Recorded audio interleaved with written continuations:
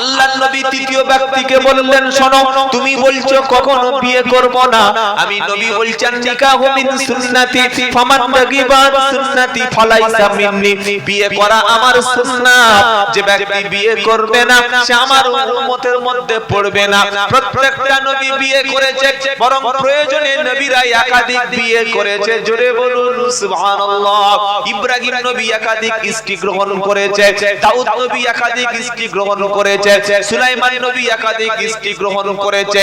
প্রয়োজনের তাগিদে কেউ যদি একাধিক স্ত্রী গ্রহণ করে, ইসলাম কিন্তু তাকে খারাপ বলেনি, তাকে চরিত্রহীন লম্পট বলেনি, খারাপ বলেছে তাকে যে স্ত্রীকে বাড়িতে রেখে পরনারী নিয়ে জেনা ব্যভিচারও লিপ্ত হয়েছে। কি বলছেন আপনারা? বাড়িতে বউ রেখে পয়লা জানুয়ারি পর মেয়েদের নিয়ে ঘুরতে গেছে, বাড়িতে স্ত্রী রেখে 25